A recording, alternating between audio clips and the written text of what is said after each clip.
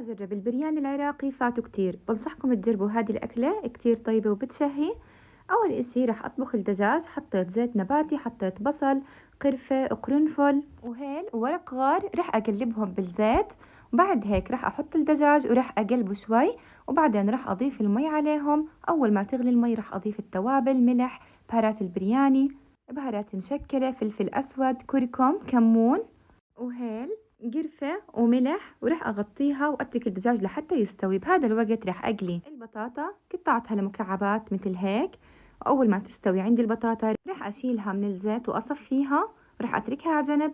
عندي هون حطيت زيت، راح أحط الجزر بنفس الطريقة، قطعته لمكعبات.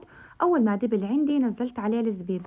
بالنسبة للزبيب بتقدروا إنه تنقعوا لمدة ربع ساعة بمي سخنة، بس أنا حبيت أختصر بهاي الطريقة. وعندي هون البازيلا المجمدة أضفتها على المكونات، وبعد هيك رح أملحهم ورح أتركهم على النار لحتى يستووا، وهيك عندي صاروا جاهزين. رح أشيلهم من الزيت وأتركهم على جنب كمان.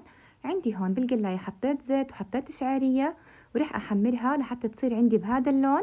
بعد هيك رح أضيف لها مي، رح أملحها ورح أتركها على نار هادية وأغطيها مثل طبخ الرز تقريبا، وهيك عندي صارت جاهزة. عندي هون بصحن حطيت البطاطا والجزر والبازيلا والزبيب، رح أحط عليهم الشعرية بعد ما استوت. بعد هيك رح أضيف عليهم الهيل والقرفة والفلفل الأسود وبهارات البرياني. إذا شفتوها بحاجة ملح برضو بتملحوها. خلطت المكونات مع بعض وهيك عندي صارت جاهزة. هذه الخلطة رح أتركها على جنب. عندي هون الدجاج بعد ما استوى، رح أشيله من المي ورح أصفي المي، ورح أحط الدجاج بصينية. بدي أحضر هون خلطة لتحمير الدجاج، عندي معلقتين كبار معجون طماطم، شطة سائلة وزيت، رح أضيف عليهم فلفل أسود ورح أخلطهم مع بعض. إذا بتحبوا تضيفوا لها توم كمان بعطيها طعم كتير طيب.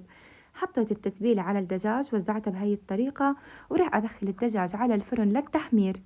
بهذا الوقت كنت أنا ناقعة 4 أكواب رز بسمتي، رح أطبخه بمرقة الدجاج يلي صفيتها. أول ما تغلي المي وينشف عندي الرز رح أغطيها وأتركه على نار هادية، وهيك الرز عندي صار جاهز.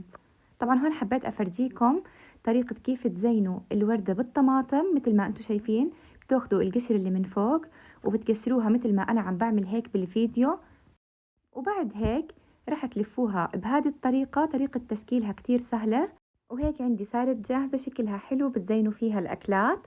وصار وقت نسكب الأكل. بالصينية عندي هون رح أحط الرز. طبعا رح أحط أول إشي الرز، ورح أخلط معه شوي من خلطة الخضار يلي عملتها. وبعد هيك بعد ما خلطتهم رح أحط كمان على الوجه من هذه الخلطة. وبعدين رح أحط الدجاج يلي حمرته، ورح أزينها باللوز المقلي. بنصحكم تجربوها من الأكلات يلي فعلا مميزة وتستحق التجربة. وصحتين وهنا يا رب، بتمنى تكون عجبتكم ويعطيكم العافية.